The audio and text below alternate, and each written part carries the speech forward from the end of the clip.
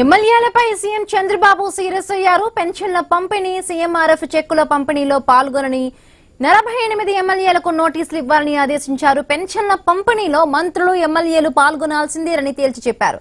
నోటీసులు అందుకున్న ఎమ్మెల్యేల వివరణ తర్వాత చర్యలకు వెనకాడబోమని చంద్రబాబు స్పష్టం చేశారు. ఎమ్మెల్యేలు, కార్యకర్తలను కలుపుకొని వెళ్లాలని తెలిపారు.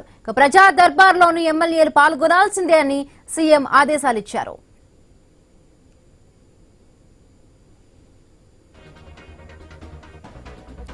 మరిన్ని పూర్తి అప్డేట్స్ మా కరెస్పాండెంట్ కాంతి అందిస్తారు. కాంతి, ఏ విధంగా మనం అర్థం చేసుకోవాలి? ఎమ్మెల్యేలపై సీఎం చంద్రబాబు నాయుడు సీరియస్ అయ్యారు. సో వాళ్ళకు కూడా కొద్ది రోజుల్లో నోటీసులు ఇస్తామని అంటున్నారు. ఎట్లా అర్థం చేసుకోవాలి? ఇప్పటి నుంచే కూడా సీఎం చంద్రబాబు పార్టీ పైన కూడా అంటే సరిగ్గా పనిచేయని ఎమ్మెల్యేల పైన ఇప్పటికైనా ఆయన ఒక దృష్టి పెట్టేట్టుగా అర్థం చేసుకోవచ్చా? ఎట్లా మనం అర్థం చేసుకోవాలి కాంతి?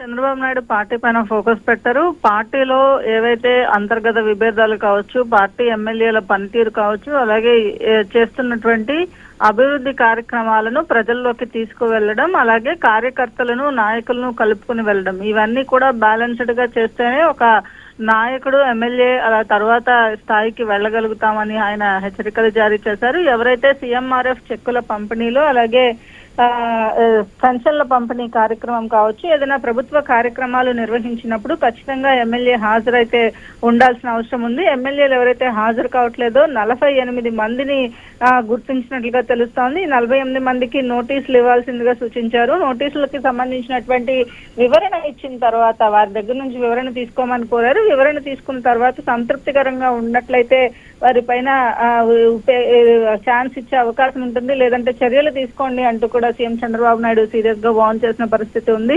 పార్టీ కార్యక్రమాలకి సంబంధించి రాష్ట్రంలో సంక్షేమ పథకాల అమలుకు ఆర్థిక వనరులను సృష్టించి మరి పేదలకు లేకపోతే ప్రజలకు ఇస్తున్నటువంటి సీఎంఆర్ఎఫ్ కావచ్చు, పెన్షన్ల పంపిణీ కావచ్చు, ప్రభుత్వం ఇస్తున్నటువంటి సంక్షేమ పథకాల కార్యక్రమాలలో ఎందుకు అటెండ్ కాలేకపోతున్నారు ఎమ్మెల్యేలు? ప్రతి నెల 1వ తారీఖున పెన్షన్ల పంపిణీ కార్యక్రమంలో ఏదో ఒక జిల్లాకి నేను స్వయంగా వెళ్లి ఇస్తున్నప్పుడు ఎమ్మెల్యే స్థాయి వ్యక్తులు ఎందుకు ఈ కార్యక్రమంలో పాల్గొనడానికి వెనకాడుతున్నారు? ఖచ్చితంగా అందరూ కూడా పాల్గొనాలి. ప్రజల్లోకి చేసేటువంటి సంక్షేమ పథకాలు అమలు, అలాగే రాష్ట్ర పరిస్థితిని కూడా వివరించే ప్రయత్నం ఎందుకు చేయట్లేదంటూ సీరియస్ అయ్యారు. ఇది 48 మంది ఎమ్మెల్యేలకి సంబంధించినటువంటి నోటీసులు ఇవ్వడం, వారి నుంచి వివరణ తీసుకోవాలని కూడా కోరారు. వివరణ తర్వాత చర్యలు ఉండే అవకాశం ఉంటుంది. బిస్లో right, thank you Kanthi, thanks for the updates.